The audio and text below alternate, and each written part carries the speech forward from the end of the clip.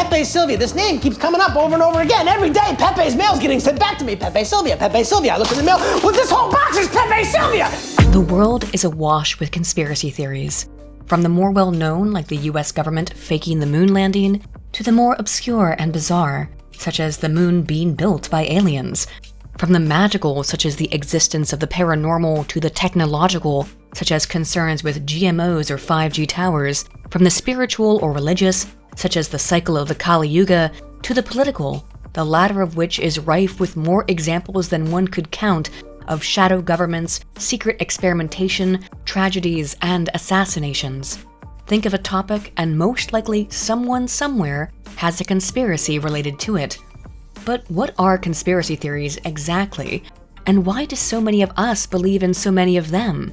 Of course, many things once labeled as conspiracies inevitably are proven to be fact, such as the US government's disturbingly successful MKUltra mind control experiments, the wiretapping conducted under Operation Mockingbird, or the import of Nazi and Unit 731 scientists after World War II via Operation Paperclip, for example. And it happens with regular frequency. What was labeled as a wacky conspiracy theory just a few years or months in the past often becomes accepted fact in the future, such as the Hunter Biden laptop story, which was censored on Twitter as misinformation until, of course, it turned out to be true. Some of these conspiracy theories have turned out to be true. Which ones? Well, like the Hunter Biden laptop. That's true. Yeah. Yeah. With the advent of the internet and the speed at which people communicate having accelerated to an incalculable degree, with information so too does come misinformation, and for several years, news sources have painted themselves as the trusted voices of truth in a world of falsities. He's trying to undermine the media, trying to make up his own facts, and it could be that while unemployment and the economy worsens, he could have undermined the messaging so much that he can actually control exactly what people think, and that is our job.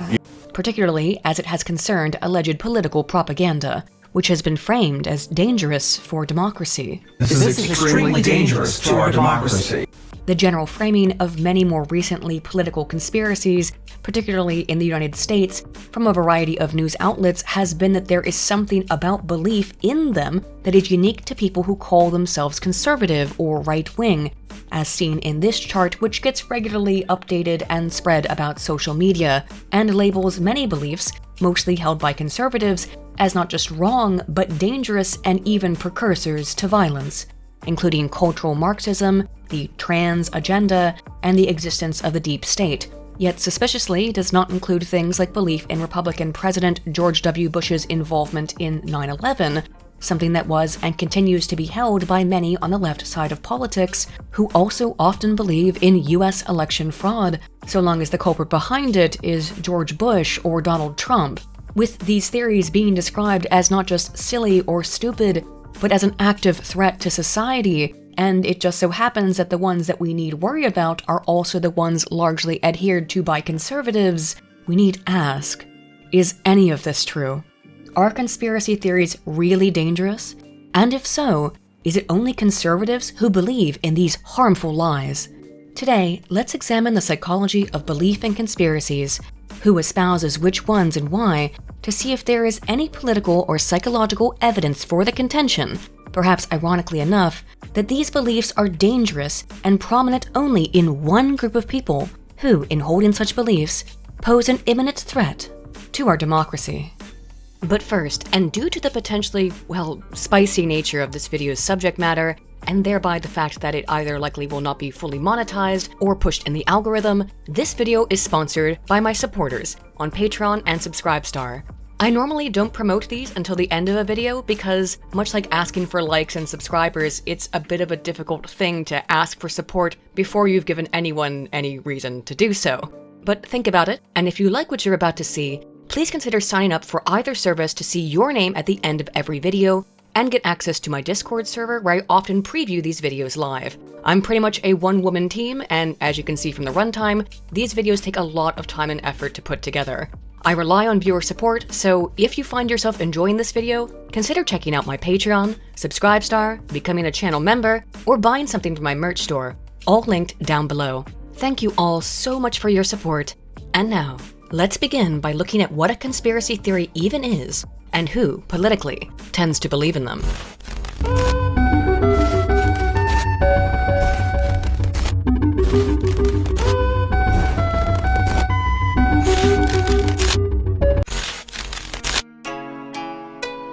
First, it's important to define what a conspiracy theory even is, which can be difficult due to the partisan nature of many of these conspiracies. But let's try to be concise.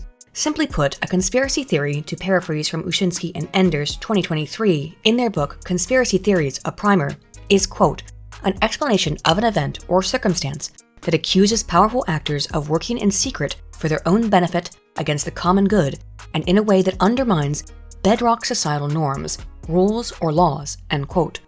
While there are some conspiracies to which this does not apply, specifically the more magical, spiritual, or metaphysical ones, it is apt for the discussion of conspiracies in a political context. For a long time now, going back to Richard Hofstadter's 1964 book, The Paranoid Style, many people, both academic and lay, have hypothesized and outright proclaimed as incontrovertible truth that conservatives and Republicans, and only conservatives and Republicans, are conspiracy theorists, albeit without any empirical evidence. Instead, Oliver and Wood 2014, who do present empirical evidence, described these kinds of beliefs in powerful actors as not possessed of a, quote, single style of conspiracism, a uniform embrace of all conspiracy theories, or for conspiracism to be limited to one side of the ideological spectrum, very much in opposition to Hofstadter's belief, and the beliefs of many subsequent scholars that only conservatives can hold conspiratorial beliefs. And certainly, if all one were to know about conservatives was Alex Jones, it's understandable as to why one might think that way. Then again, if all one knows about the right wing is Alex Jones, then you may be, in fact, based. Listen, I'm gonna be honest with you. I'm kind of retarded. The previously mentioned study from Oliver and Wood in 2014 found that while somewhat liberal people were the least likely to believe in general conspiracy theories about powerful actors controlling things behind the scenes, compared to centrists and all degrees of conservatives, who were about equally likely to believe in these types of conspiracies, very liberal respondents were also about equally likely to believe in general conspiracies, as were those on the right. In contrast, the more conservative one was in 2011, the more likely they were to ascribe to ideological conspiracies. But let's look at what those ideological conspiracies were exactly.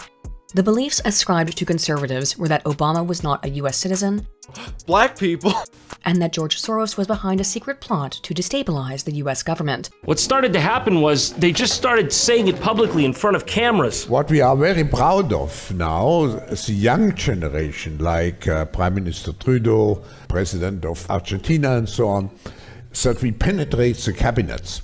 While the conspiracies ascribed to by Democrats were that the Iraq War was not an anti-terrorism campaign, but rather one driven by oil companies and the State of Israel, and that the 9/11 attacks were planned by the US government to justify wars in the Middle East, none of which I'm exactly sure were ever exclusively left-wing theories, hence perhaps why the results were a bit skewed. And I don't say that without any evidence. One of the items included in this survey was, quote, the US government is mandating the switch to compact fluorescent light bulbs because such lights make people more obedient and easier to control, which was a completely novel rumor presented by the scholars. And yet, despite the fact that it was a novel rumor, 17% of the nearly 2,000 respondents to this survey reported having heard it before, and 10% of that group agreed that it was true. This belief was spread about evenly amongst self-described conservatives and liberals. Both political groups believed in a complete fabrication that they had no foreknowledge of, but falsely remembered that they did. Interestingly, that theory about fluorescent blue light has become more commonplace, particularly as it relates to the color schemes of social media websites. But hey, that's just a theory. A color theory. Boo! You stink! And yes, I swear that will be the first and only MatPat reference in this video. Rest assured. Numerous attitudes, including interpersonal trust, political efficacy, that is a belief that one is able to influence politics, and authoritarianism had no consistent relationship with conspiracism, while less trusting and more authoritarian participants were slightly more likely to agree with the financial crisis conspiracy, the effect size was minimal and relegated only to the financial crisis topic. Oliver and Wood also did not find that those who espouse conspiratorial beliefs were less politically educated, another frequent claim made about conspiracy theorists, instead finding that lower levels of political acumen only produced decreased likelihood of 9/11 truther, Obama birther, and Iraq War conspiracy adherents. Given that this finding coincides with 3 of the most ideologically driven conspiracies, the results may indicate that political ignorance only influences belief in ideological conspiracies. As such, while there was some slight skew towards conservatism with beliefs in ideological conspiracy theories, belief was not limited to conservatives, nor to the politically ignorant, nor to those with more authoritarian political stances, all of which tend to be the common cultural claims made of those who espouse such beliefs. Instead, it seems that both left and right tend to believe in more conspiracies that align with their political ideology, and partisan conspiracy adherents can be influenced, albeit minorly, by political knowledge and authoritarianism, although the effects of knowledge and authoritarianism were minor and inconsistent.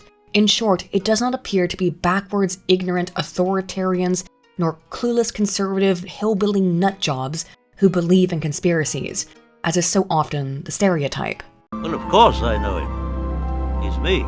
For more recent evidence that conservatives are not alone in holding conspiratorial beliefs, we can look to an analysis from Ender et al. 2022, utilizing data collected from 8 national surveys between October of 2016, just 5 months after the death of our Lord Harambe, and the irrevocable divergence of the timelines, which measured political orientation and posed a variety of questions concerning several conspiratorial subjects, including health, science, and politics. Accused conspirators such as partisan groups, non-partisan groups, or the government more broadly, the alleged activities of these groups, for example, causing harm, undermining democracy, or covering up vital information, salience to one's individual life, with, for example, the supposed activities of the Rothschild family being far less salient than information about the COVID pandemic, and level of specificity, ranging from a precise group or individual to a nebulous or shadowy cabal.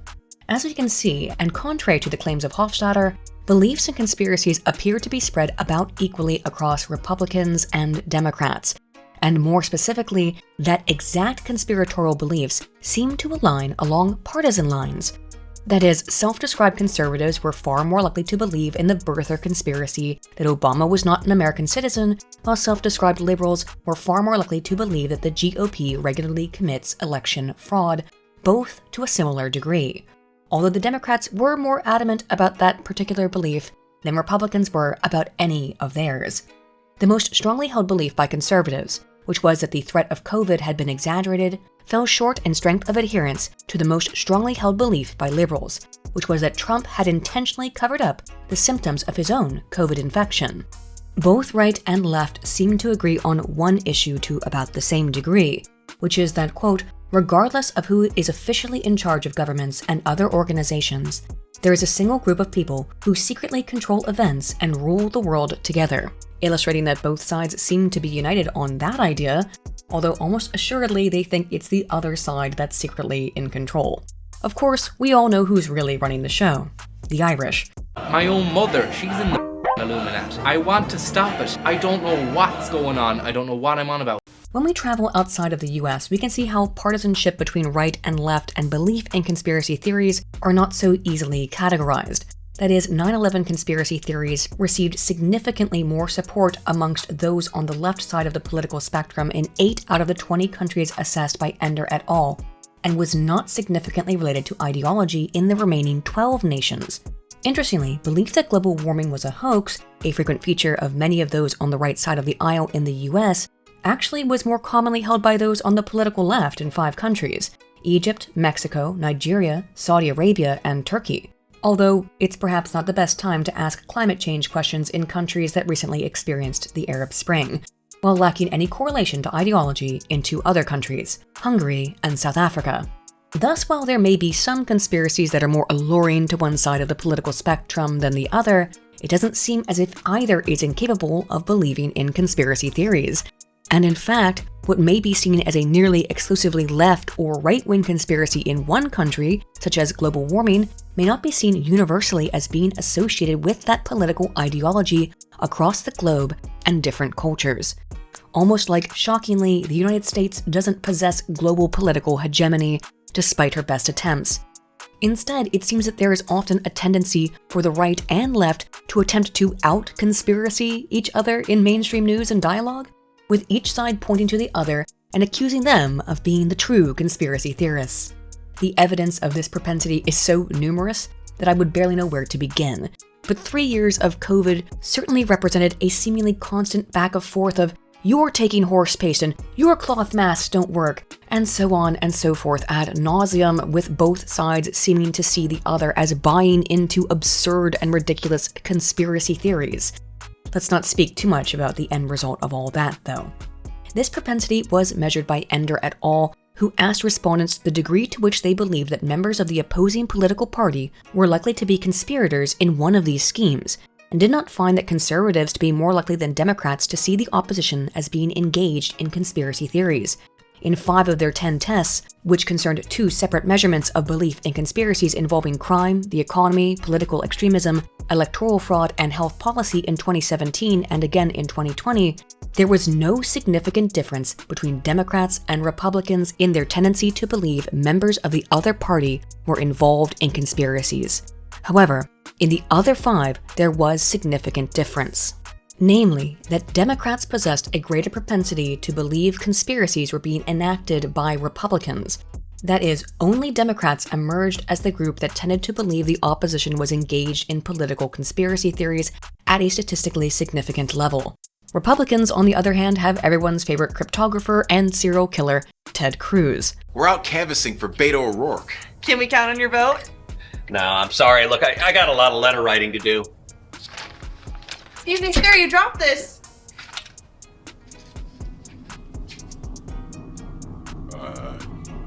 Yeah, we gotta go. Don't worry about it. I don't know what... Don't. Wait! Wanting to better understand these findings, given that they seemingly are contradictory to everything we hear from the mainstream media, the scholars propose that there could be an underlying bipartisan trait that produced such results and thus employed an American conspiracy thinking scale comprised of the following items. 1. Even though we live in a democracy. Oh wait, you serious? Let me laugh even harder. A few people will always run things anyway. 2. The people who really run the country are not known to the voters. Well, because of course not. Americans don't even know where Belgium is on a map. Unless you happen to be a Congolese rubber farmer, missing a few limbs, no one knows where Belgium is on a map, but I digress. 3. Big events like wars, the recent recession, and the outcomes of elections are controlled by small groups of people who are working in secret against the rest of us. And 4. Much of our lives are being controlled by plots hatched in secret places.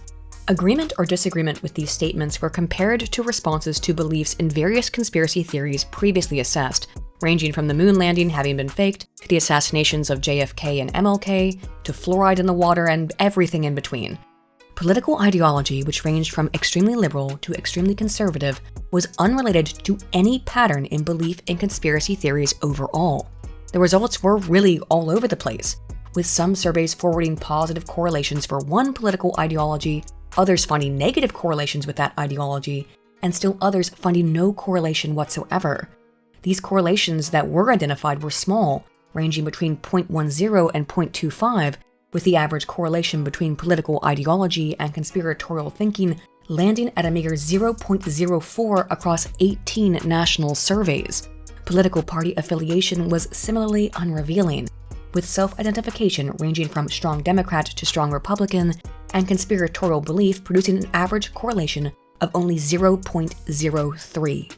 Independents tended to, predictably, fall in the middle of many of these subjects, but occasionally had significantly disparate beliefs, for example being far less likely to be 9/11 truthers and far more likely to believe that FDR had foreknowledge of the impending attack on Pearl Harbor. In total, it seems that both Republicans and conservatives, Democrats and liberals, are equally capable of believing in conspiracy theories, and the only apparent difference between the two groups is that Democrats tend to believe in more partisan conspiracy theories that favor their political perspective, such as Trump covering up his personal COVID symptoms, and the GOP interfering with elections, or Trump being a Putin asset, and that Republicans are more likely to believe in partisan conspiracy theories that favor their political perspective, such as the seriousness of COVID being intentionally exaggerated, believing that Obama is not a US citizen, or that global warming is a farce. Of course, I want to be clear. So let me be clear. Both for those of you watching and for the YouTube overlords, I'm not saying any of these subjects are or are not conspiracy theories, rather than truth. Only that these are the items used as examples of conspiracy theories provided by the scholars in this study. It doesn't seem though that Republicans are actually more prone to believe in conspiracies than are Democrats, and when it comes to partisan political conspiracies, Democrats actually appear to be a little bit more susceptible to those beliefs than are their opposition. However, as mentioned, a lot of these results were unpredictable and even independents were inconsistent in their beliefs in conspiracies. The only seemingly consistent trend was that people tended to be more likely to believe in conspiracies that aligned with their general partisan beliefs. Thus, it's not so much that Republicans or Democrats, conservatives or leftists or libertarians are more prone to conspiratorial belief than any of the others, but instead that the extremity of political ideology is the true correlation between politics and conspiratorial thinking. Or at least that's the question we need to ask. And to answer that question, we can look to research from Pruitt, Crowell, and Pollitt 2015 across 3 studies they conducted examining political extremity and conspiratorial belief. In their first experiment, conducted using US participants, subjects were asked about their personal political identity, their support for specific conspiracy theories, including those related to the financial crisis, such as, quote, "The financial crisis is the result of a conspiracy between bankers and corrupt politicians." This one took place. And global warming, with questions such as, quote, "Do you believe that politicians have a vested interest in changing the facts about global warming?" End quote, as well as their general level of paranoia, such as a feeling that one is being monitored by others. And I mean, come on, the NSA exists. But surely we can all trust the organization that invented Jell-O shots so that they could drink on the job. And speaking of which, be sure to thank your local Discord NSA agent for his service in that accomplishment. I'm the FBI agent. I'm listening to you guys from my FBI office, from my FBI headquarters. Hierarchical regression analysis, which allows scholars to understand how much one variable predicts another, produced no relationship between interpersonal paranoia and more extreme political views, indicating that neither those on the far right nor far left nor far quad tend to be paranoid in general, and instead, their conspiratorial beliefs are relegated to the realm of politics alone. In contrast, those further to either side of the aisle tended to be more likely to believe in conspiracies about the financial crisis in an almost perfect curve compared to those with less extreme political stances. This was not the case for conspiracies espoused concerning climate change, as the more right-wing ones politics, the more they tended to be skeptical of climate change. However, at the very tail end of the left-wing side of the spectrum, those with the furthest left-wing stances were not more likely to disbelieve climate change conspiracies than were those with more center-left-wing stances. 2 additional studies were conducted by these scholars in separate samples of Dutch participants. What is the fastest way to get to The Hague from Maastricht? I commit a war crime. Yeah. To not just further understand political beliefs and acceptance of conspiracies, but also how these beliefs may influence potential political solutions. Subjects were asked how plausible a number of conspiracies were, such as, quote, "It often happens that politicians are connected to organized crime," and, quote, "The political arena was infiltrated by oil companies when making the decision to go to war against Iraq," end quote. Was this story based? Yes. As well as to what degree they believed that societal problems could be solved with political policy. As in the first US sample, in both of these Dutch samples, those who described themselves as having more extreme political positions were more likely to believe in conspiracy theories regardless of political orientation. Similarly, those on the far left and far right were more likely to believe in simple political solutions to solve societal issues. We all know what that means. What do we do now? However, more politically extreme respondents on the right wing were slightly more accepting of simple solutions than were those on the extreme left. But even this was not consistent across the 2 Dutch samples. Analysis revealed significant correlation in aggregate between belief in conspiracies and support for simple political solutions. Thus, it seems consistently that people with more extreme political beliefs tend to be more likely to believe in conspiracies. regardless of whether those beliefs be left or right-wing in orientation, and that these same people will tend to also ascribe simple solutions to often complex political problems. Look, I'm trying to be very impartial here, but my ghostwriter isn't. Imagine for a moment how conspiratorial the left would behave if they actually knew how to run a farm. Well, at least in the long span of time since they curiously worked with the Dutch to import labour to run them. Or really owned anything besides a couple of flop houses for which they charge exorbitant rent. We love landlords. We love landlords, we love them a lot. We're all against unions, they're not fair to the corporate companies. This is a crazy protest. In order to help rule out alternative explanations for these findings, Pruitt et al. Conducted a final study online which queried participants on their political ideology, belief in conspiracies, such as, quote, major companies within the pharmaceutical industry deliberately spread disease to sell medication, and illegal activities of politicians and managers are usually covered up, end quote. Is this story based? Yes. As well as their attitudes towards 18 various non-political topics, including products, e.g. Apple computers, activities such as camping, types of food such as pizza, and ideas such as astrology. As in the previous studies, both political extremes were more likely to report belief in conspiracies than were moderates. However, far right-wingers were somewhat more prone to conspiratorial beliefs than were left-wingers. There was no relationship between ideological extremity and attitudes towards 17 of the 18 non-political subjects, although those with more extreme ideologies were more positive towards documentaries than were moderates, which, considering how many documentaries concern subjects of conspiracy, is unsurprising. And the government's always right. Just don't question it. If you question it, you get shot. Just trust me. Nothing happened at Tiananmen Square. Why are you asking? For all of the non-political topics, political extremity was unrelated to attitude extremity, illustrating once again that the intensity of these beliefs seem relegated to the political. That is, someone with a lot of fervor for bringing about revolution or a Reich isn't necessarily going to be fanatical about the subject of pineapple on pizza, as shocking as it may sound, except perhaps to the Italo-fascists. Pineapple's a fruit. It needs to be roasted with vanilla and served with the most amazing coconut ice cream, not on a pizza with tomatoes. There were, however, some correlations between belief in conspiracies and general belief in various non-political topics. Specifically, believing in conspiracies was positively related to also having extreme opinions on Apple computers, IKEA furniture, smartphones, and public transport, while being negatively correlated with extreme attitudes about astrology. I can fairly easily understand why those who believe in conspiracies might have a problem with Apple, perhaps as it relates to Steve Jobs, smartphones, whether it be concerns with 5G or spying or electromagnets, and public transport being funded and operated by the government, and as a potential vector for surveillance. But IKEA furniture? Where's the connection there?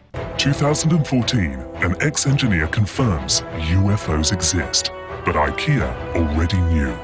Look, this pendant lamp is clearly an alien spaceship. And what is this, if not the portrait of a grey alien?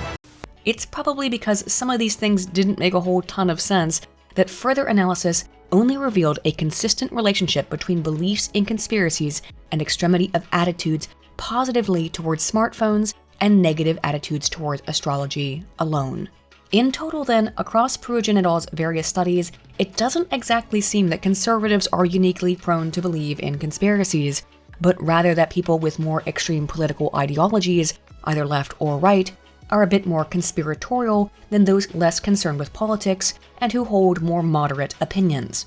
But this extremity of political and conspiracy belief does not extend into opinions on non-political topics, unless of course there is some potential political implication associated with that topic, such as was the case with smartphones and spying software. Although some findings in these studies indicated extreme right-wingers were slightly more likely to believe in conspiracies than extreme left-wingers, the results were not consistent across samples and seem highly dependent on what kind of conspiracies are being considered. Additionally, both those on the far right and far left, with their increased proclivity towards conspiratorial thinking, also tend to think that there are simple solutions to life's political problems. Mr. Allen was executed by head ripping off at 3 o'clock this afternoon. He died instantly. The machine was fast. Very fast. I've never seen anything move that fast. Further recent research comes from Ender and Ushinsky 2021, who similarly examined the relationship between partisanship and ideological extremity with belief in conspiracy theories across 2 studies. Their first study utilized data collected in 2 waves, both before and after the 2018 US midterm election. American respondents were asked to what degree they agreed with the truth of various non-partisan conspiracy beliefs, such as the danger of genetically modified organisms or GMOs, ghosts making contact with humans, the assassination of JFK, and the 9/11 terror attacks, and were similarly presented with 5 statements concerning what the authors considered to be non-partisan conspiracy theories. And I'm prefacing it that way because I'm sure some may disagree with that contention. These supposedly non-partisan statements concerned Holocaust denialism, the government-sponsored spread of AIDS, and human contact with aliens. A bit of an eclectic collection. Or is it?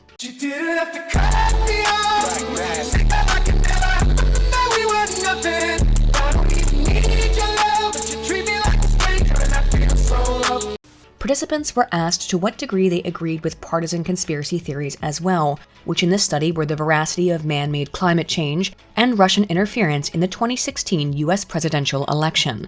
In addition to specific partisan and non-partisan conspiracies, general conspiracy thinking, political ideology ranging from extremely liberal to extremely conservative, and partisanship ranging from strong Democrat to strong Republican were measured, and subjects were asked whether they opposed or supported 20 different policy issues, such as providing Medicare for all Americans and cutting corporate tax income from 39% to 21%.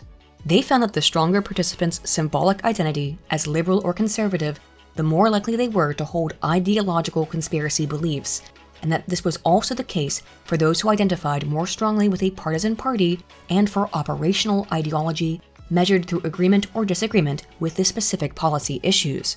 General conspiracy beliefs were unrelated to political partisanship and symbolic ideology.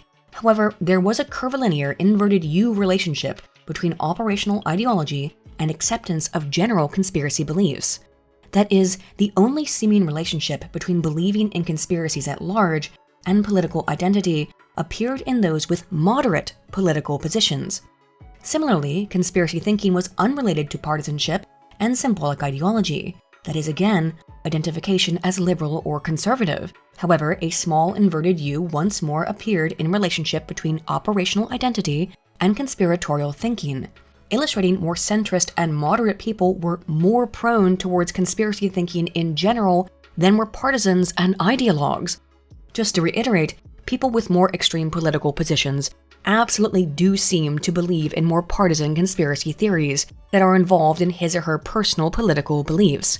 However, ideologues in particular, followed by partisans, are all somewhat less likely to believe in non-partisan conspiracies and to engage in conspiratorial thinking than are moderates. Therefore, it may be that any strong political stance requires a degree of political or economic acumen, as we've seen in the data, and hence, with the experience of learning from history, these people are more likely to hold partisan conspiracy beliefs. After all, the alternative is rather more horrifying, is it not? That political events are not the product of intent, but rather incompetence and happenstance, making all of this misery for naught? At the same time, those in the middle are uniquely prone to generalized conspiracy beliefs. Humans are designed to recognize patterns, and politics seems to play little role in our evolutionary proclivity, but more on that later. These findings that we just looked at certainly seem to fly in the face of probably everything that you've ever heard about political partisans though, right? Well, the scholars hypothesize that the reason for these results has to do with political sophistication. That is, people who have more political knowledge have likely spent more time thinking about political issues, and thus may be less likely to believe in general conspiracy theories unrelated to their specific political beliefs than someone who has less political knowledge or interest in politics.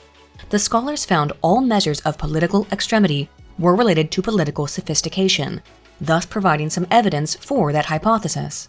The full model illustrates that political sophistication was negatively related to non-partisan or ideological beliefs, both directly and indirectly as mediated through operational ideological extremity, which itself was positively correlated to political sophistication.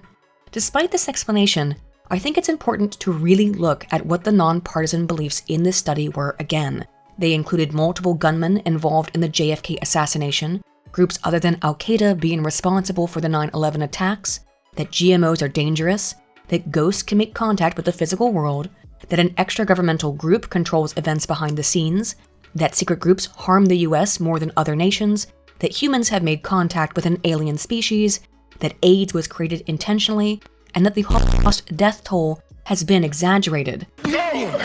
Go. 6 million. It was 250,000. Maybe 8 million. Keep going. And it was these beliefs that were supported more by center-leaning and moderate people than those on the fringes of politics. Comparatively, partisans and ideologues consistently believed in more political conspiracies that appealed to their worldview, be it about global warming or Obama's citizenship. There are numerous possible explanations for these results, one of which could be the recency bias, in that people who are more politically extreme are more concerned with current political issues, such as in this case climate change and the 2016 presidential election, the two partisan issues that most influenced ideologues, while more centrist-leaning people tended to believe in more perennial, less politically hot topics. Given the exact results of this study illustrated that it wasn't so much centrist political beliefs, but inconsistent operational ideology that was most associated with belief in non-political conspiracies, that could mean it wasn't moderates who really believed in more conspiracies, but rather people who tended to not have very consistent political opinions on policy who said they agreed with these beliefs. This could be potentially because respondents who don't know very much about politics, again, lacking political sophistication, or just agreeing more in general with conspiracies because they simply didn't have strong opinions towards them compared to those who were a bit more politically involved. Thus, this effect could be little more than a tendency for people who know less to think that they know more, pure Dunning-Kruger, or at least that's one possible explanation. Something one could perhaps describe as Hassan's razor, the assumption that you are politically erudite when in reality, you're just Hassan Piker. Because when you start thinking for longer than 5 seconds, you're immediately not thinking with your dick and also thinking with this pesky thing up here that we like to call our brains. And speaking of possible explanations, the researchers were concerned about the very same issues I previously raised, and thus a second study replicated the first, but utilized different partisan and non-partisan beliefs as its stimuli. Participants were asked to what degree they believed 4 different events definitely did or definitely did not occur, with those events being Obama being born outside of the US, the Affordable Care Act including provisions for the government to secretly make end-of-life decisions for people on Medicare, that senior US officials knew about the 9/11 terrorist attacks in advance, and that the federal government intentionally breached the levees in New Orleans during Hurricane Katrina. Symbolic ideology and partisan identity were again measured as well as operational ideology, which was assessed with 5 questions about one's preferences regarding general governmental spending and services, a government-guaranteed job and standard of living, governmental health insurance, governmental aid to racial minority groups, and defense spending. As with the previous study, those on the fringes of politics were more likely to believe in these politically oriented and ideological theories, specifically regarding the birther and death panels topics, than were those in the center.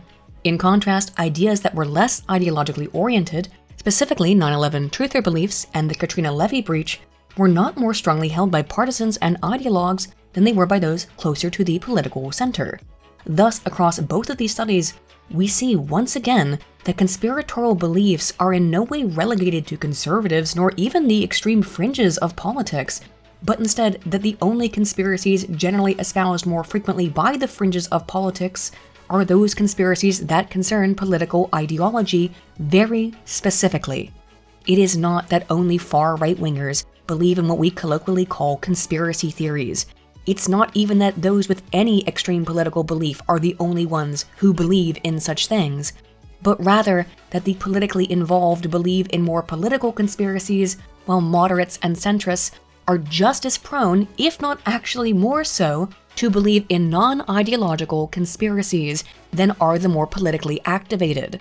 Although the media is insistent that not only are conspiracies only espoused by the right, which we've seen a plethora of evidence to dismiss as inaccurate, if not ironically outright misinformation, the other common claim is that belief in conspiracies is dangerous for democracy. This is extremely dangerous to our democracy. So we need ask, is it?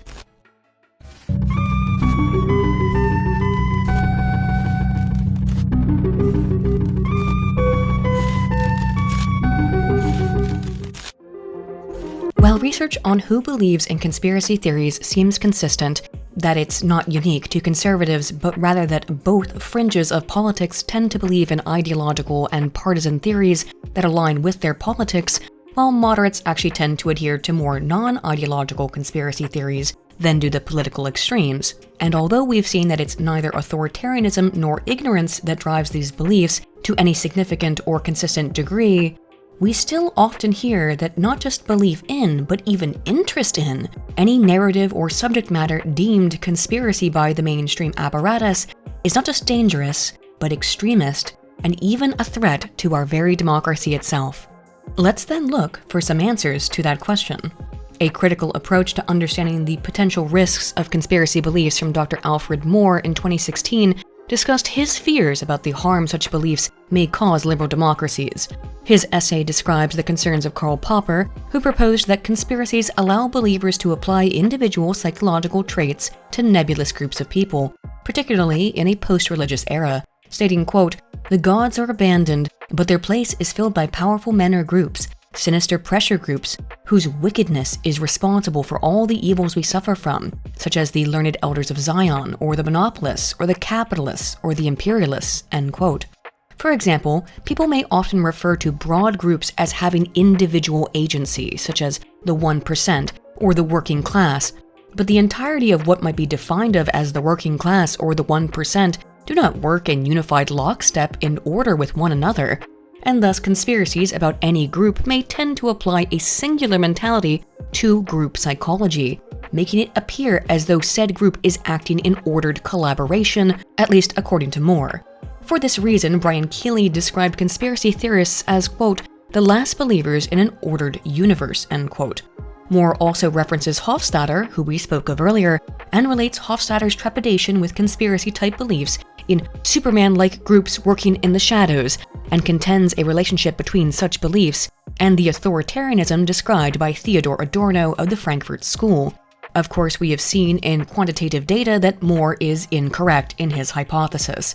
But what I find more bizarre is that Moore cites both research from Oliver and Wood and Ushinsky in this section of his essay, indicating to me that he either didn't actually read their research or wasn't able to understand it, but I digress.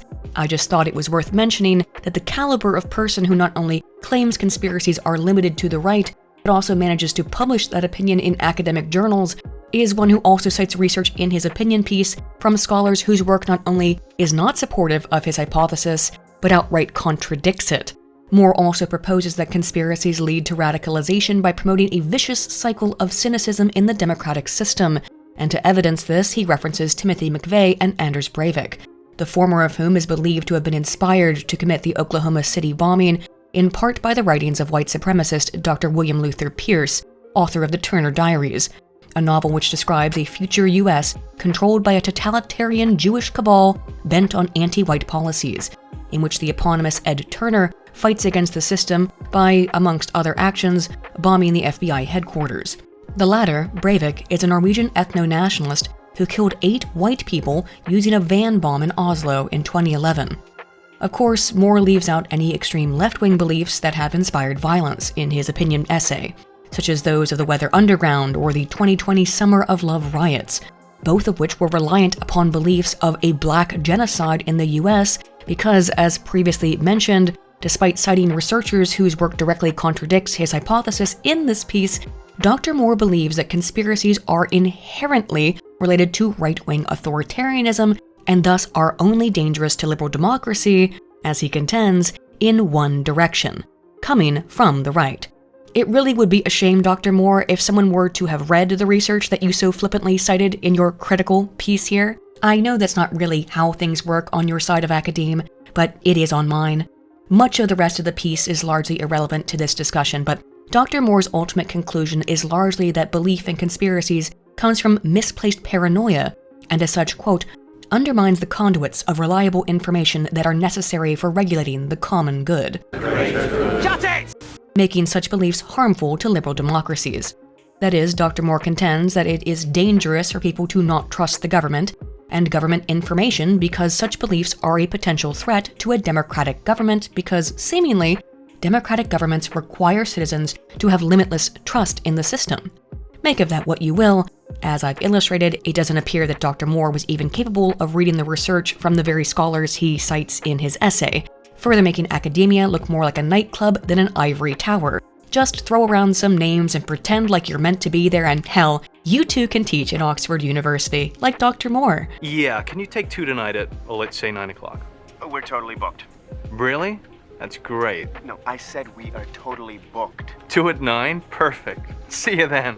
But it's worth using actual data to try and answer his question.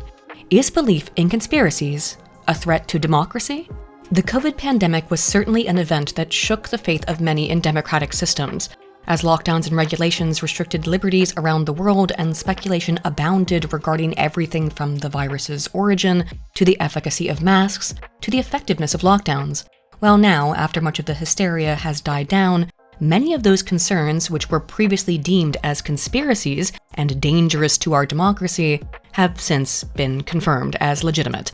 Be it that the virus did come from a lab, or that cloth masks do not help prevent the spread, or that lockdowns not only were inefficient, they had significant deleterious social ramifications, including a potential 30-point IQ deficit in children born under them. For years, to even suggest such things was not only considered conspiracy, but outright banned from social media, ostensibly out of fear of inciting a lack of trust in democratic systems, and of course, the science. So was there a relationship between belief in what were once called conspiracies and now are just accepted, if not often mentioned facts, about aspects of the pandemic and distrust of government as well as political ideology? To answer that question, we can look to a study from Marquis et al. 2022, who examined the relationship between trust in the government and belief in conspiracies in a sample of New Zealanders, collected during the COVID pandemic. Given that New Zealand is a country which experienced some of the most stringent lockdowns, measures, and regulations in the Western world, although this study did not specifically ask questions about the pandemic itself, the timing of the study can give us an interesting insight into how people were feeling about the government and conspiracies during a time when many felt their rights were being infringed. Utilizing a sample of over 40,000 participants drawn from the New Zealand Attitudes and Values study, participants' general belief in conspiracies were measured with the question, quote, "I think that the official version of major world events given by authorities often hides the truth," end quote. In addition to general conspiracy belief, subjects are questioned regarding their political ideology, political efficacy, again the degree to which one believes that he or she is capable of influencing politics, the centrality of political beliefs to one's identity, trust in politicians, satisfaction with the government, and intentions to vote in the 2020 New Zealand election. As with other studies we've looked at, while staunch conservatives did tend to be more likely to believe in general conspiracies, the relationship was not exactly linear, with those closest to the center and those furthest to the left also being more likely to believe in general conspiracies than those to the moderate right and moderate left. Again, the tendency skews right, but there was no simple one-to-one linear relationship between ideology and belief in conspiracies. That may have something to do with the nature of the New Zealand government, which is a functional testing ground for all the authoritarian nightmare policies to be later unleashed onto Australia, a country so free that comedians who criticize politicians get their houses burned to the ground. Do you have any enemies? To which I said, how long you got? And you thought it was bad in Scotland. But hey, that's just a guess. I knew it was a cover-up, but you've connected a lot of dots for me, Shell. Unsurprisingly, participants who identified themselves as being left-wing or liberal were more supportive of the New Zealand government during the pandemic than those who identified as right-wing or conservative. Those who were more satisfied with the government, again more left-leaning New Zealanders, were also more trusting of politicians, predictably. And perhaps relatedly, the centrality of political ideology was more important for more left-leaning respondents, as was political efficacy, indicating that more conservative or right-leaning people felt that they had less capacity to influence the very politics with which they were so dissatisfied. There was a small negative relationship between trust in the government and belief in conspiracies, as well as between political efficacy and such beliefs. Adherents to conspiracies were significantly less trusting of politicians, and there was a small but positive relationship between conspiracy beliefs and conservative political identity.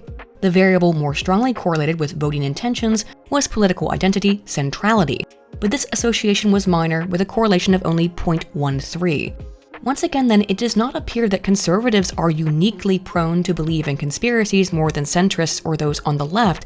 However, it is likely that when one's political party is in power, proponents of that party are more satisfied with the government, more trusting, and more convinced that they have an ability to influence politics, all of which are negatively related to belief in conspiracies. When one feels that his or her politics are being represented by those in power in a democratic government, then that same person may be less likely to believe that that same government is obfuscating the truth or engaged in conspiratorial actions. Perhaps someone like Dr. Moore would look at these data and conclude the results are indicative that conservatives, being less trusting in the Labour-led government and slightly more favorable towards conspiracies, in tandem with the moderately powerful negative relationships between conspiracy beliefs and support for the New Zealand government, as well as trust for New Zealand politicians, that conspiracies really are a threat to democracy.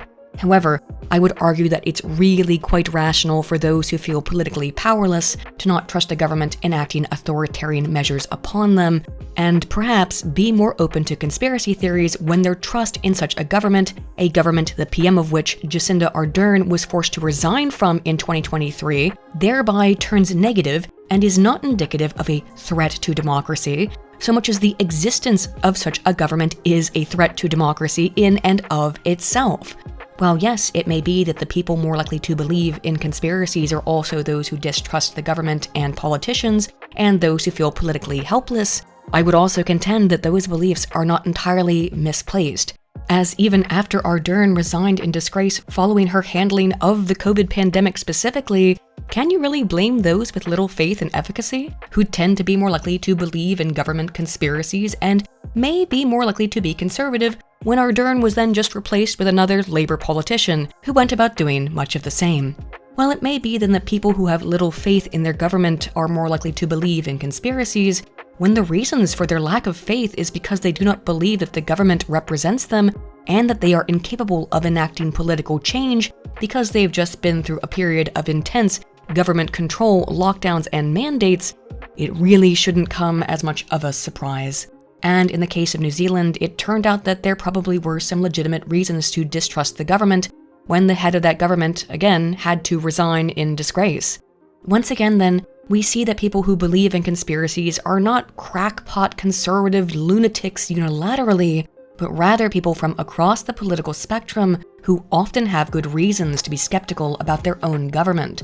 While conservatives were more prone to believe in conspiracies during COVID in New Zealand because of the specific question of what constituted a conspiracy in this study referred to government involvement, and the government at the time was controlled by the Labour Party, well, then it makes sense why conservatives were less trusting in general of that same government that was actively imposing severe restrictions on public life, travel, and medicine on its people. Similarly, were we to travel back in time to the Bush Jr. administration in the United States, the American left was awash with criticisms and suspicions of that administration as it concerned 9/11, the subsequent wars in the Middle East, as well as the crackdowns on liberties that came with the Patriot Act. Thus, if there is any partisanship related to belief in government conspiracies, these data only illustrate that it may be highly dependent on which group is in power in a given nation at a given time. Russiagate when Trump was in power, and Jan 6 when Biden came into office, just for example. Because belief in conspiracies does not appear to be partisan, but may be influenced by the groups and individuals currently in positions of power within a society, it seems that belief in conspiracies is also related to one's social groups and the perceived efficacy of that group to influence society more broadly. Van Pruijen, 2016, was interested in how a sense of belonging to a group might then influence conspiratorial adherence, and examined this relationship across 2 studies of Dutch university students.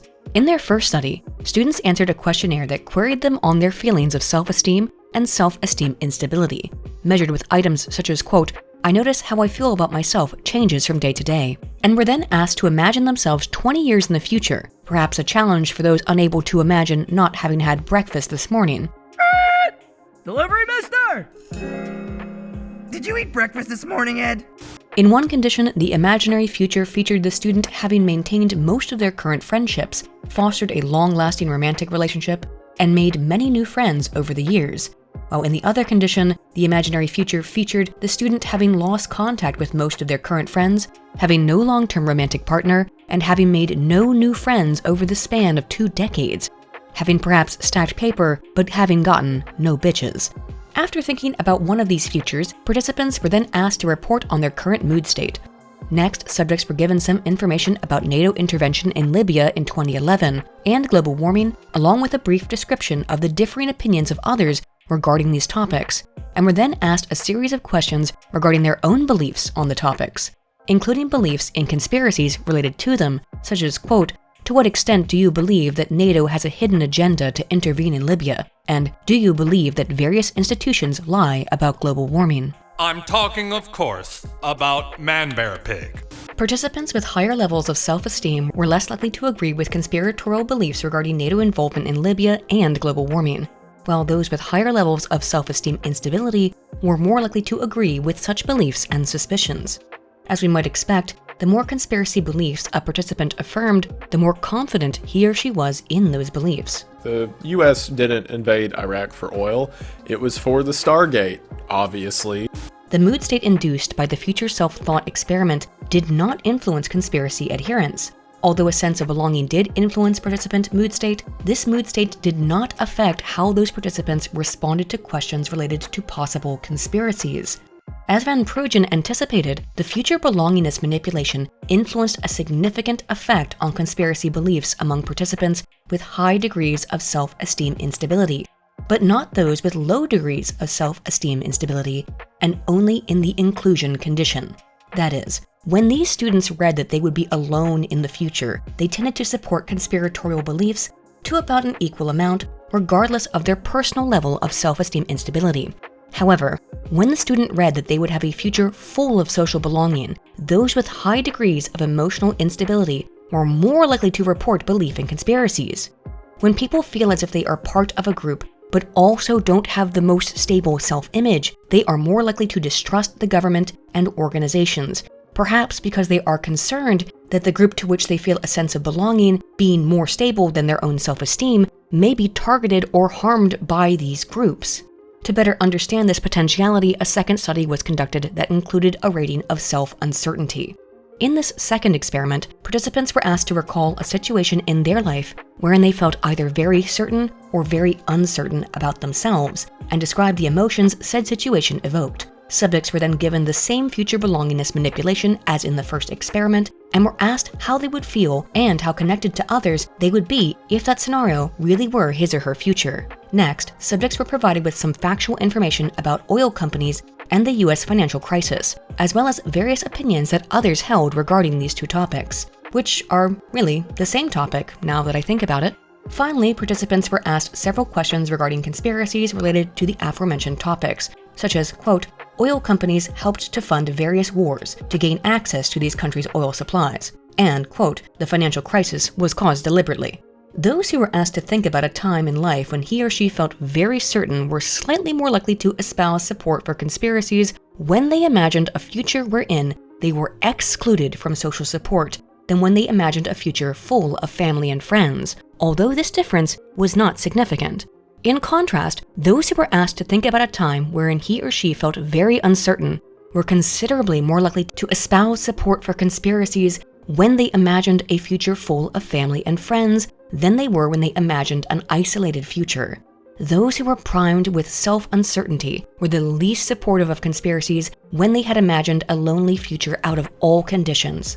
These results may be indicative that people who were primed to think about a time when they were very unsure of themselves, but also about a future wherein they were excluded from society, are perhaps more prone towards conspiratorial thinking because they assume such an outcome must be the result of external forces that had forced them into isolation. In contrast, for those who thought about a time when they were lost or unsure of themselves, they were the most likely to espouse belief in conspiracies when they imagined a future full of friends and family, perhaps because of the very opposite reason, that they have stuck together with others even through adversity and uncertainty.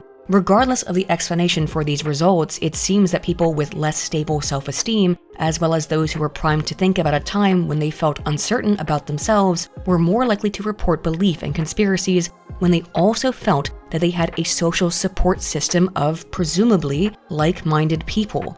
One of the reasons then that we may see conservatives are slightly more prone towards belief in conspiracies during periods of time when the left is in control of the government is because that environment produces a lack of certainty or even self-esteem as it relates to political efficacy. And thus, said people will look more instead towards their social groups to provide a sense of stability otherwise lacking in their lives, while at the same time being more supportive of conspiracy theories to explain their feelings of personal doubt and insecurity. As previously mentioned, this would explain why we see more adherence to left-wing partisan conspiracies, such as Bush and 9/11 or Trump and Russiagate, when Republicans are in the White House, and more adherence to Obama birther claims or Joe and Hunter Biden's involvement with Ukraine when Democrats are in the White House. It seems that uncertainty and feelings of powerlessness may significantly influence the strengths of beliefs in conspiracies, regardless of partisan orientation. To better understand the relationship between political group identity and adoption of conspiracy beliefs, then, we can look to a study from Chichoka et al. 2015, who examined beliefs in intergroup conspiracies and collective narcissism across 3 experiments. Collective narcissism describes a tendency to view the social group to which one belongs as superior to other groups, and the scholars hypothesized that such a tendency would be related to acceptance of conspiratorial beliefs about those other groups. Their first study surveyed Polish university students about their feelings of collective narcissism and in-group positivity towards the Polish people as a group. Collective narcissism was measured with questions such as, quote, "If Polish people had a major say in the world would be a much better place." While in-group positivity contained several aspects, including in-group membership, e.g., I'm a worthy member of the Polish nation, private collective self-esteem, e.g., I am glad to belong to the Polish nation, public collective self-esteem, e.g., overall the Polish nation is considered good by others, and importance of in-group identity, e.g., overall being Polish has much to do with how I feel about myself. And then exposed them to a text that was critical of the fall of the Berlin Wall in November of 1989, being seen internationally as symbolic of the end of communism in Eastern Europe, rather than the Polish elections which occurred several months earlier in June, and described this focus as the Polish people losing the fight with Germany for the consciousness of all of Europe and even the world. Afterwards, participants were asked several questions related to the text, including the possibility of an anti-Polish conspiracy designed to undermine Polish achievements. Belief in the conspiracy was significantly positively related to collective narcissism and moderately positively to collective self-esteem. However, when both variables were entered into the model, the relationship turned negative. Further analysis revealed collective self-esteem was actually negatively related to conspiracy beliefs, and thus without the defensive component of collective narcissism, simply feeling positive about one's social group alone does not predict support for conspiratorial beliefs related to outgroups. These results could be, though, that there's a bit of a history of conspiracy at the expense of the Polish.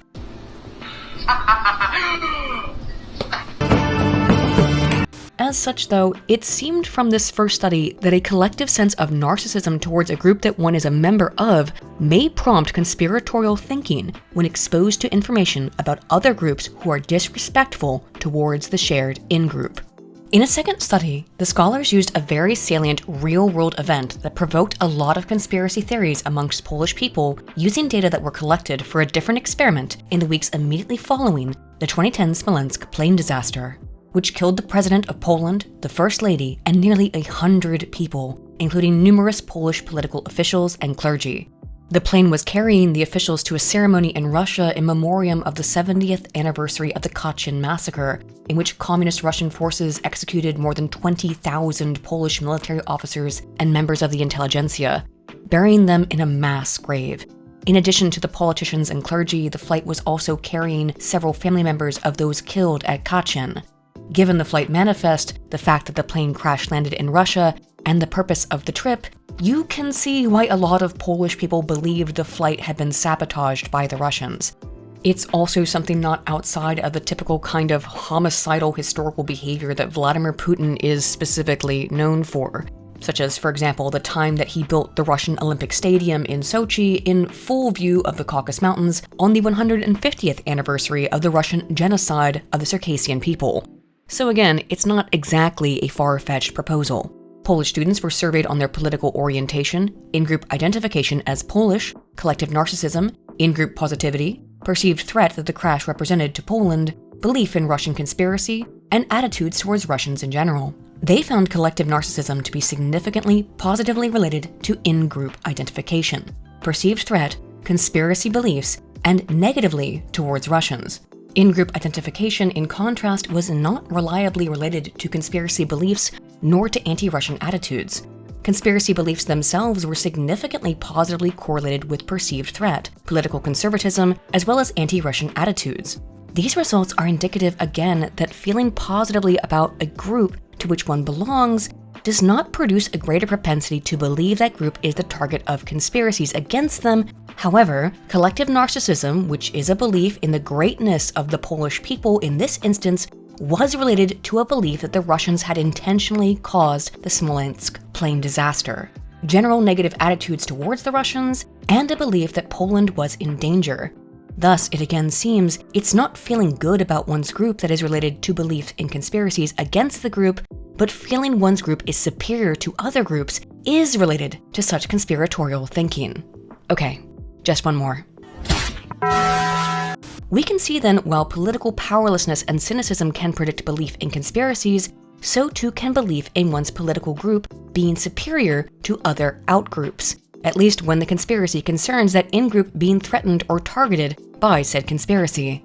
In the American context, for example, these findings could be applied to responses to January 6th or to the Trump indictment. Conservatives believe that their political orientation is superior to that of liberals and leftists, and see the Biden administration and the Democrat Party as having conspired to persecute American citizens for peacefully protesting during an event spurred on by federal agents planted in the crowd, and relatedly see Trump as the legitimate president whose second term was stolen by the Democrat political oligarchy. While those on the left look at these exact same events and see their political orientation as superior and believe there was a conspiracy of white supremacists who tried to overthrow the US government, led by an orange dictator who presided over the attempted coup and abuses his power and influence to perpetually avoid legal justice for his crimes. Only one of these perspectives, though both arguably conspiratorial, is commonly framed in the media as being a dangerous threat to our democracy that will turn its adherents to authoritarianism, though. So, is there any merit to that contention? Papaioannou, Pantazzi, and Van Bruggen, 2023, sought to answer this question across 3 studies that assess the relationship between belief in conspiracy theories and support for autocratic regimes. The term autocracy and the forms of government it refers to is a contentious subject of debate in some political circles, but for the purpose of this discussion, an autocratic government is a system in which a single individual holds supreme executive power. Although its forms may vary, it is commonly associated with either monarchical or dictatorial regimes. And although they both fall under the banner of autocracy, dictatorships are not limited to a single political ideology, be they fascistic regimes like that of Adolf Hitler or Benito Mussolini, or communistic ones like that of Kim Jong-un. Monarchy also comes in various forms, such as constitutional or absolute. Autocracy refers to a framework for a system of government, and has, for the vast majority of human history, remained separate from the authoritarian ideologies it has more recently become associated with in the 20th and 21st century. There is a tendency in media to conflate autocracy with fascism, but in reality, fascism is an ideology, and as such, there could be a nation ruled by a military junta with no single autocratic leader. But with that definition in mind, let's get into what the scholars found in their analysis of the relationship between conspiracy beliefs and support for autocratic governments. In their first study, conducted in Greece, participants were surveyed on their conspiracy mentality, which included questions such as, quote, "I think there are secret organizations that greatly influence political decisions." Democracy is cringe, read some Aristotle. Rejection of the democratic system, measured with questions such as, quote, "We could abolish the parliament as it is entirely useless." And political cynicism, measured with questions such as, quote, "The Greek political system is absolutely rotten." they found that belief in conspiracies and cynicism were related to rejection of the democratic system, although cynicism was more strongly correlated with rejection of democracy than was conspiracy belief. Further mediation modeling revealed that conspiracy belief did not significantly predict rejection of democracy, but it did so only as mediated through political cynicism. Thus, it is only when people believe in conspiracies and are also highly cynical regarding politics that they become skeptical of democracy. With these findings in mind, a second study measured support for autocracy rather than a rejection of democracy more directly, with questions such as, quote, "I would support a non-democratic regime if I believed that it would improve the economy and society of my country," and instead of using a broad conspiracy belief adherence instrument alone, also measured beliefs in specific theories, including climate change and 9/11 truther beliefs, in addition to measures of political cynicism and political powerlessness, once again in a sample of Greek respondents. As we might expect, conspiracy mentality was positively related to belief in specific theories, and both general and specific beliefs were related to support for autocracy, political cynicism, and political powerlessness. All variables were positively correlated to one another, but the strongest relationship of interest was that between conspiracy mentality with cynicism. We can see then that people who believe both in conspiracies in general and in specific conspiracy theories tend to be more skeptical of their government, and seemingly as a result are frustrated with the democratic system, preferring instead to support an autocratic system. Two mediation models illustrated that conspiracy mentality was not directly related to support for autocracy, but only was when mediated through a sense of political powerlessness. I will be cold in the dirt before I snitch on someone for tax evasion. Mediation through cynicism was not statistically significant. These results indicate then that while conspiracy beliefs are related to cynicism, the relationship between those beliefs and support for autocracy are only consistent when those beliefs produce a sense of political powerlessness. That is, when people believe that they have no power or efficacy within their political system, and they also believe in conspiracy theories, specifically or more generally, then and only then are they more likely to support an autocratic government with a strong single ruler. A third study in this set sought to abstract some of the concepts, such as to avoid real-world political influences, in a sample of American respondents. Participants in this experiment read about a fictional democratic nation, Willemia, which was either described as being run by shady, unreliable politicians and their appointed judges who had strong ties to criminal organizations and powerful companies, or as a country with a reliable government wherein corrupt politicians were severely punished and financial transactions between politicians and companies, as well as other groups, were all transparent to the public. Subjects were asked to pretend that he or she was a citizen of Willemia, and were then questioned on their support for autocracy, their political cynicism, and political powerlessness. They found that those who read the conspiratorial description of Willemia were more supportive of autocracy, as were those generally higher in cynicism and powerlessness. Mediation modeling once again found no direct relationship between being exposed to the conspiratorial version of Willemia and support for autocracy. However, there was a relationship between conspiracy framing and support for autocracy in the fictional nation when it was mediated through a feeling of powerlessness, but not as mediated through cynicism. It seems then that people who are highly cynical of government, real or imaginary, are not so motivated to change a political system in which they believe the government is lying to them. However, when people feel powerless and they believe their government is corrupt, then do they tend to be supportive of autocratic forms of government.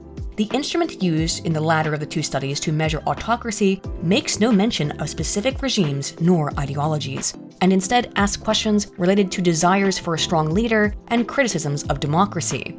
Thus, these results could not be interpreted such that those who were supportive of autocracy were inherently in favor of a fascistic government, nor for a communistic dictatorship, nor for a monarchy specifically. Thus, these results are only indicative that people who believe, or who have been led to believe, that their government is corrupt and engaged in conspiratorial actions against its people tend to be more in favor of a powerful leader and less in favor of democracy, specifically when they also feel powerless within their existing democratic regime, both in Greece and in the United States.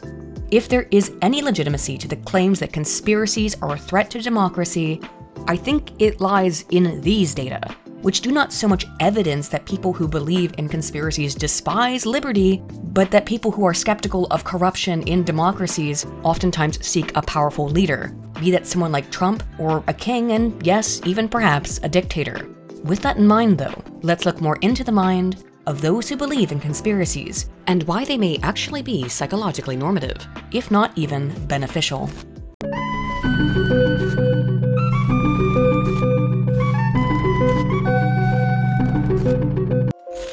We have examined who tends to believe in conspiracy theories, and how these beliefs may influence politics, but we should better understand the mind of the conspiracy theorist. Well, of course I know him.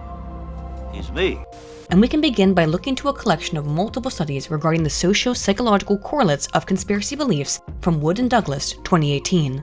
Because people who believe in conspiracies are making connections between events or people that are not explicitly explained, the scholars believed they may also ascribe motives to the movements of inanimate objects, applying meaning to a scenario wherein there objectively is none. They found that anthropomorphizing the movements of abstract images, that is, applying human-like motivations to the movements of a mere shape, was related to conspiracy beliefs.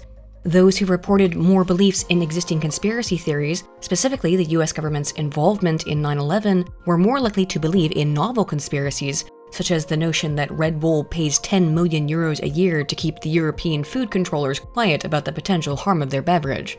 Both belief in pre-existing and novel conspiracies was related to belief in the supernatural. I'm just going to start like a history series on this channel where I take tragedies throughout history like wars and famines or whatever and make entirely baseless claims. Like the plague, right?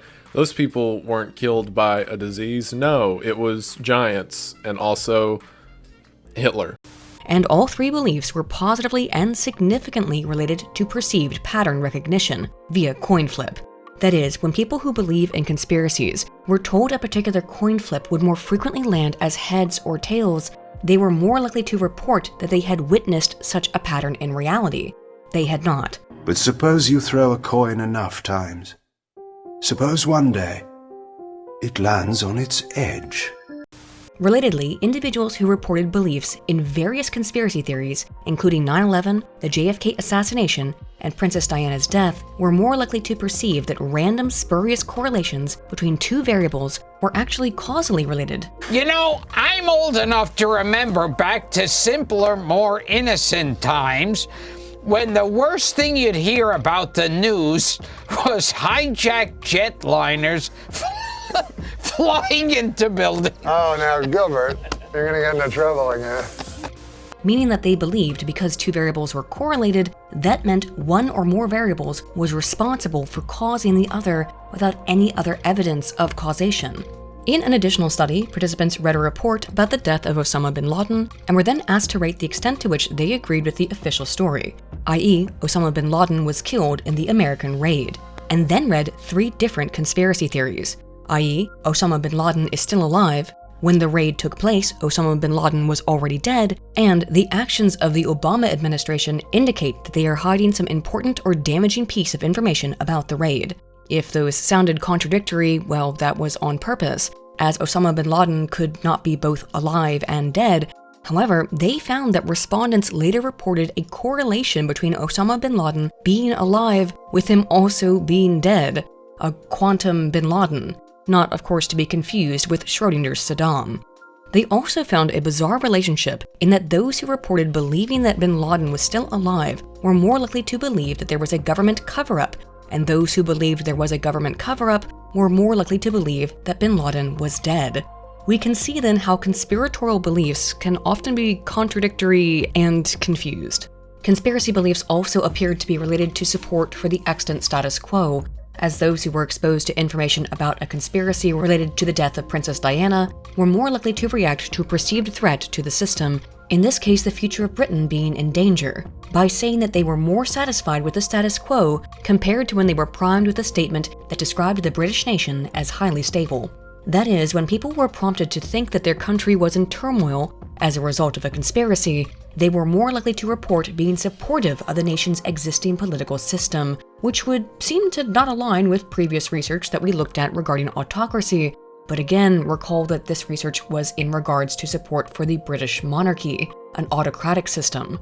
Similarly, UK citizens who had been exposed to conspiracy theories were more likely to report that various social problems, such as pollution and inequality, were the fault of small groups of individuals with sinister intentions rather than the social system as a whole.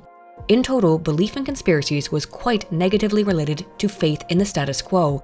However, it was positively related to satisfaction with the current state of society when mediated through a belief that a small cabal of individuals was responsible for all the problems in that society.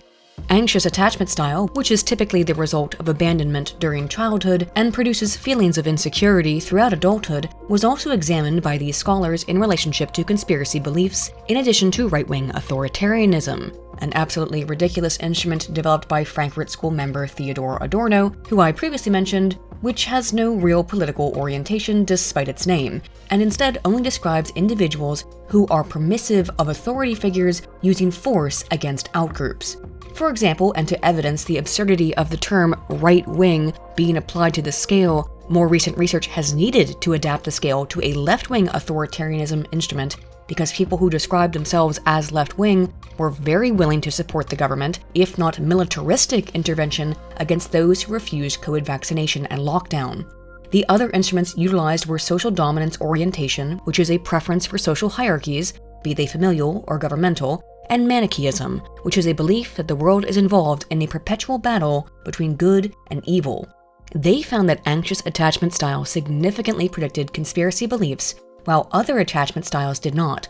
Social dominance orientation, interpersonal trust, and Manichaeism worldview were all significant predictors of conspiratorial belief, indicating that people who think hierarchically and view the world in a good versus evil manner are more likely to believe in conspiracies. Good, bad, I'm the guy with the gun. In relationship specifically to the death of Princess Diana, those who read about the conspiracy theory regarding her death were more likely to espouse belief in said conspiracy than those who had read a neutral article about her death, and were also more likely to believe that others similarly believed in the conspiracy theory when they believed others had read the same story about the death of the princess. Those who were exposed to conspiracy theories reported decreased intentions to vote as mediated by feelings of powerlessness, as we've seen before, meaning people who believe in conspiracies may tend to feel politically powerless and thus not engage in the democratic political process, because after all, they must think, what's the point? An additional experiment asked a control group to rate both their own and others' perceived agreement with a number of conspiratorial statements related to Diana's death. Participants in the experimental group were given descriptions of conspiracies surrounding the death and were then asked to rate their own and others' perceived agreement with the same topics regarding Diana's passing, as well as their attitudes about the event. Those given the conspiracy prompt were more likely to report positive attitudes towards Diana conspiracies, both for themselves and as being accepted by others, compared to those who did not read the conspiracy theory, both in the past and in the present. However, participants believed that others were more likely to be supportive of Diana conspiracies now than they were in the past when they had read about said conspiracies. These results were indicative that while subjects were accurate in their perceptions of how the opinions of others might be changed by exposure to conspiracy theories, they consistently underestimated the effect such information had on his or her own opinions. Just being exposed to conspiracy theories can certainly change the perspectives of individuals. However, we tend to believe that we are more immune to such changes in belief than we actually may be in practice. You are not immune to propaganda, and you never will be. Further research in this set examined the topic of vaccination, asking participants to imagine that they had a child who was being offered a vaccine against a fictitious disease. Anyways, Leon, I couldn't help but notice that you aren't vaccinated. You know what we do to naughty children who don't get their Fauci ouchie. Belief in vaccine conspiracies were related to decreased intentions to vaccinate a child, but these intentions were mediated by disillusionment with the government, powerlessness, trust towards authorities, and the perceived dangers of vaccines. Another experiment examined conspiracies in an organizational environment across 3 different scenarios. In the first, a leaked email implied management had plotted to fix the results of an Employee of the Year award, not something generally voted on, but was in this story. In the second, the email suggested management was privately planning to cut employee pay in order to give bigger bonuses to executives. In the final scenario, the emails proposed that certain employees were being selected for special treatment. After reading these scenarios, intentions to resign from the fictional organization, commitment to the organization, and job satisfaction were measured. they found that exposure to conspiracy theories increased intentions to quit, and that this effect was mediated by commitment and perceived job satisfaction. Finally, in the interest of understanding how to curb conspiracy theories, participants were provided with anti-conspiracy arguments about the efficacy of vaccines, either before or after being exposed to conspiratorial arguments about them, or given no information about vaccines, and then were again asked to imagine that he or she had a child and decide whether or not to give the child a vaccine for a fictional disease. Those who read the conspiracies were less likely to suggest their child be vaccinated, while those provided with anti-conspiracy arguments were more likely to suggest vaccination, indicating the anti-conspiracy arguments presented prior to exposure to conspiracy theories improved vaccination intentions. As such, the decision to vaccinate a child against even a fictional disease can be as simple as exposure to information about that disease, while people who have read more skeptical information were less willing to vaccinate a child against a fictional disease. Those given no skeptical information were significantly more likely to vaccinate said child, and about half as likely to have concerns about the efficacy of that vaccine. It's no surprise then why information about COVID was so carefully and severely curated, because any criticism would have likely prevented adoption of the vaccines. Now that we understand more about who believes in various conspiracies and the socio-psychological correlations with conspiracy beliefs, let's look more specifically at just the psychology of believers, which we can do by examining a study by Ushinsky et al. In a sample of US adults. Participants were asked about their beliefs in a variety of topics of conspiracy, including the assassinations of JFK, MLK, John Lennon, Kurt Cobain, and Tupac Shakur, government involvement or foreknowledge of Pearl Harbor and 9/11, Barack Obama's citizenship, election legitimacy, AIDS, COVID, and vaccines more generally, QAnon, the death of Osama bin Laden, 5G technology, UFOs, GMOs, etc. In addition to specific conspiracies, general conspiracy mentality was measured with questions such as, quote, "Much of our lives are being controlled by plots hatched in secret places," and "The people who really run the country are not known to the voters." Further, respondents' dark triad personality traits were assessed. These three traits are narcissism, a tendency for pride, egotism, and a lack of empathy, Machiavellianism, a tendency to manipulate others, and psychopathy, a tendency for selfishness, impulsiveness, and remorselessness, willingness to share knowingly false information online, Manichaeism, again a belief that the world is a battle between good and evil, populism, measured with questions such as, quote, "The established elite and politicians have often betrayed the people," favorability towards the use of political violence, distrust in the government, political party identification, self-reported partisanship, and political ideology as conservative or liberal were all also measured, as well as feelings towards political figures, including Donald Trump and Joe Biden. They found that conspiracy thinking was positively correlated with intentionally spreading false information online, the entire dark triad of Machiavellianism, psychopathy, and narcissism, populism, Manichaeism, and support for political violence. Interestingly, distrust in the government was not consistently significantly correlated with belief in conspiracies, which, hang on, actually does make sense, as if one's preferred political party is in charge, that person otherwise more prone to conspiracy beliefs may instead believe that the government is trustworthy. Partisanship and ideological attitudes or identities were weakly correlated with conspiracy beliefs and presented with large standard deviations, once again illustrating that belief in conspiracies is not linked to a specific ideology nor political party. This finding was also present as it related to favorability towards Biden or Trump, with a mix of both positive and negative correlations to conspiracy beliefs and with large standard deviations, although these relationships were more consistent than the relationships between conspiracy beliefs and partisanship or political ideology. Further, the weakest relationships were observed between conspiracy belief and political or ideological extremity, meaning they did not find that only those on the political fringes were prone towards conspiratorial thinking, which again, we've seen in previous studies. Regression analysis unsurprisingly found that conspiratorial thinking was the strongest predictor of belief in individual conspiracy theories. Partisanship, ideology, and the strength of both were related weakly or non-significantly, although support for Trump did have a moderately strong relationship with conspiracy beliefs. But all of these relationships were reliant on which specific conspiracies were adhered to. This of course makes sense as someone who reported believing that Republicans stole the 2000, 2004, and 2016 elections is likely not going to be supportive of Trump, and will probably identify as a Democrat or a liberal, while those who reported believing in QAnon are likely going to be supportive of Trump and identify as a Republican or a conservative, and these two beliefs are largely mutually exclusive.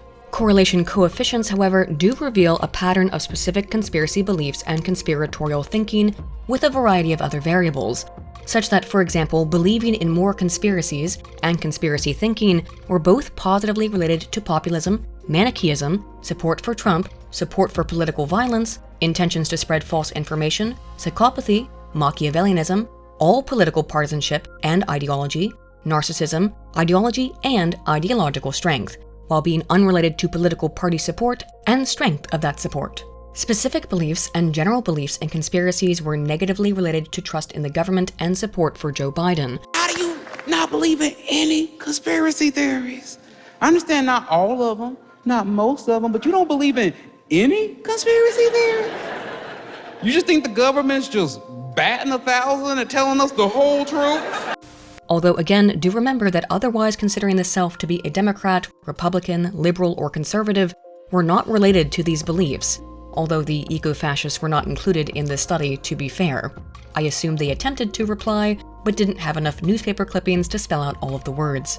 All in all, this study evidences once again then that there is not one ideology nor political party that is more prone towards conspiracy thinking, and that those most likely to believe in conspiracies tend to be populists who view the world as a battle between good and evil, be supportive of political violence, intentionally spread false information, and may have a moderate tendency towards psychopathy, Machiavellianism, and narcissism.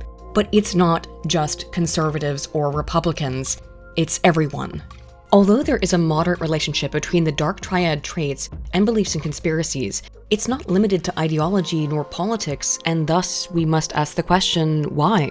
Why do people believe in conspiracies in the first place, including those who don't possess dark triad traits? As while many do, many also do not.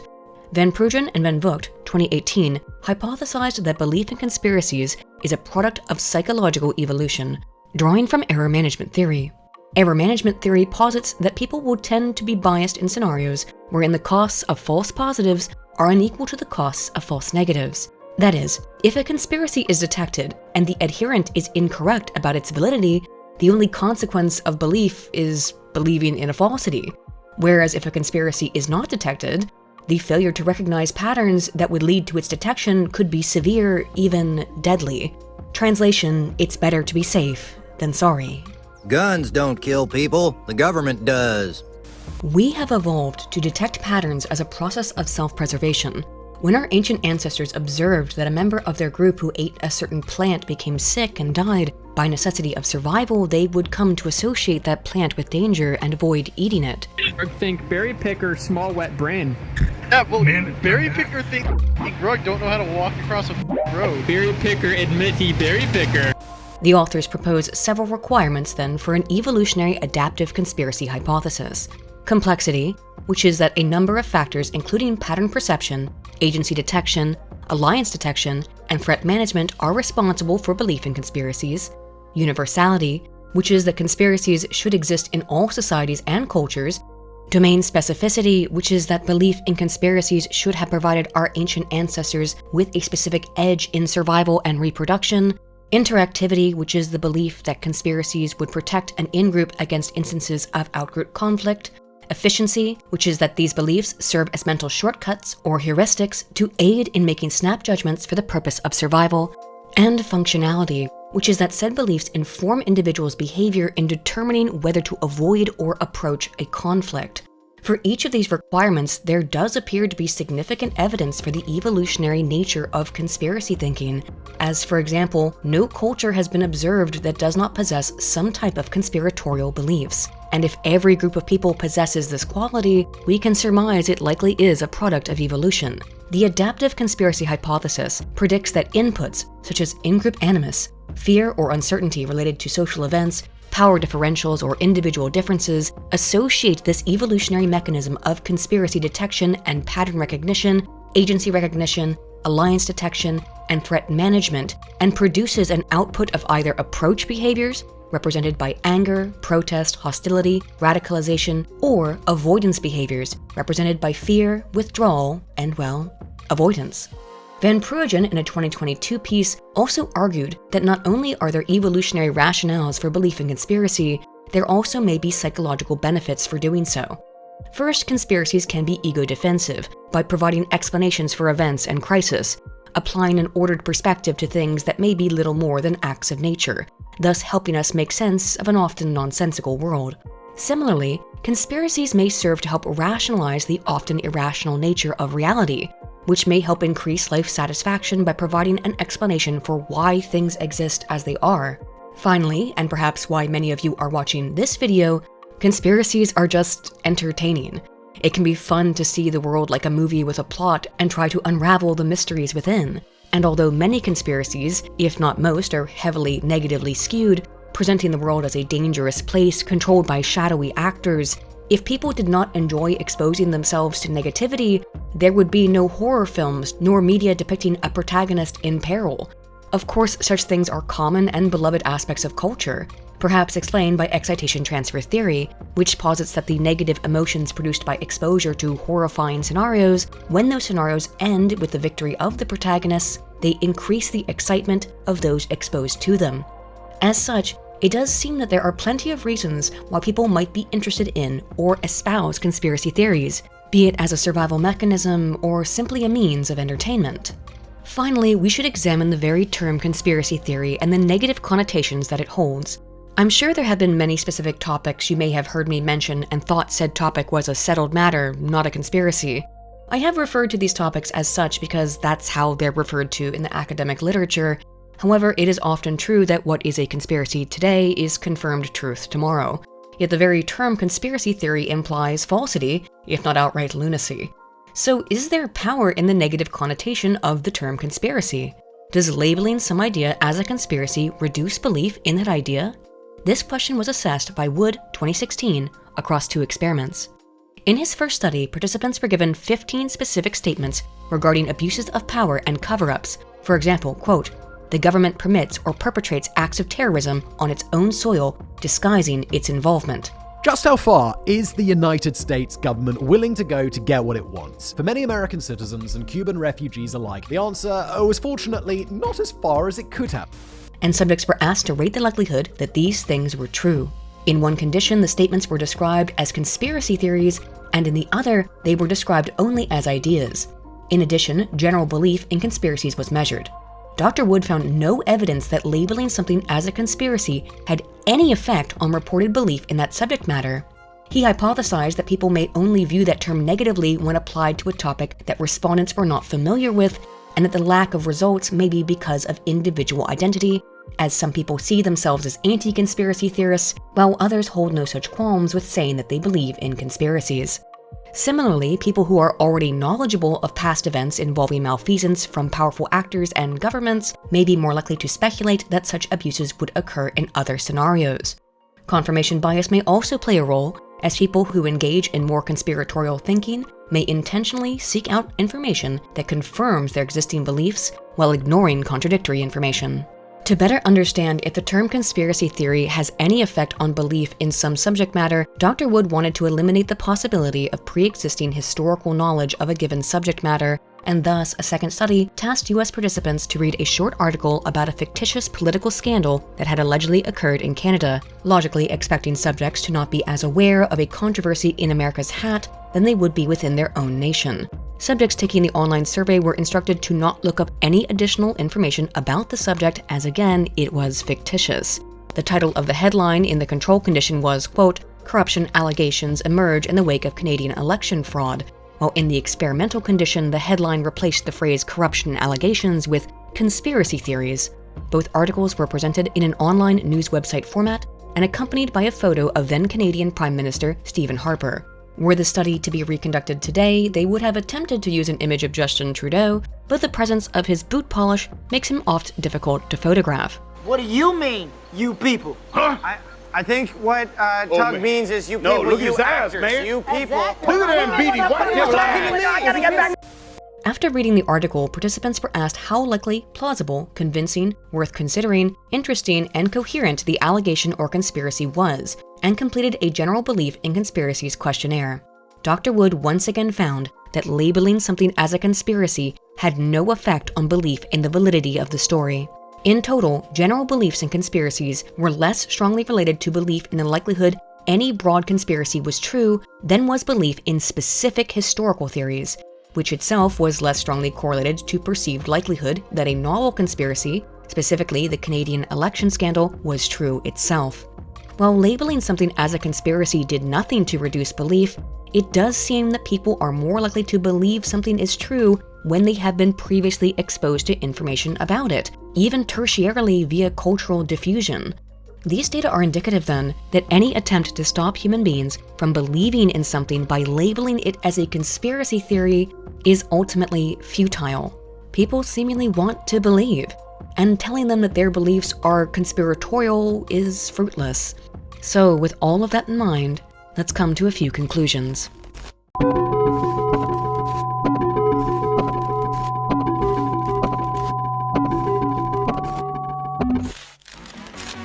Over the course of this video, we've examined the claims that conspiracy beliefs are limited to Republicans and conservatives, and found there to be little to no evidence to support that claim. Instead, it seems that people of any political alignment can tend to believe in conspiracies, and although politically ideological conspiracies are more common in partisans, conspiratorial beliefs in general are more common in non-partisans, in the more centrist portion of the population. Almost everyone believes in at least one thing that could be considered a conspiracy theory, and there are a variety of factors that play a role into which conspiracy one believes to be true. This is because such beliefs are evolutionary beneficial to the human species, rather than a danger to our democracy that need be stamped out at all cost, even if those more prone to conspiracy are also more favorable towards autocratic forms of government.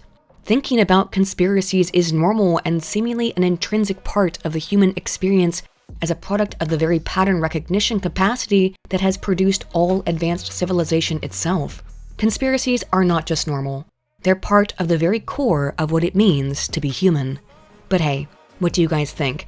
Do you think one political ideology or party is more prone towards conspiratorial thinking than the other? Is there something wrong with people who believe in conspiracies? Are conspiracy theories dangerous to our democracy? What are your favorite conspiracy theories? Let me know what you guys think in the comments down below. If you enjoyed the video, you can show your support by leaving a like, subscribing if you're not already subscribed, and if you really enjoyed my content, you can help fund this social science content by signing up for my Patreon, Subscribestar, becoming a YouTube member, or buying some merch from my merch store. And considering this video is not going to be well liked by the YouTube algorithm, given its subject matter, I would really appreciate if you shared it with friends. If you want to hear more from me, I do a weekly podcast every Wednesday at 8:30 p.m. GMT, 3:30 p.m. EST on the Broken Crown channel with my co-host Spoon. I also play a live Pathfinder tabletop game every Tuesday at 9 p.m. GMT, 4 p.m. EST with fellow content creators Kami Mark, Single Player Carl, and others. Thank you all so much for watching this video, and as always, dear friends, Altana Volt. Oh, by the way, I've cracked the code. I figured out the shadow organizations and the Illuminati know that they're finally primed for world domination. And so you've got black helicopters coming across the border, puppet masters for the new world order. Be aware, there's always someone that's watching you, and still the government won't admit they face a whole new landing. Thought control race, psychotronic scanning, don't mind that. I'm protected cause I made this hat from aluminum foil, where I had this foil line in case an alien's inclined to probe your blood or read your mind. Looks a bit peculiar, seems a little crazy, but someday I'll prove there's a big conspiracy.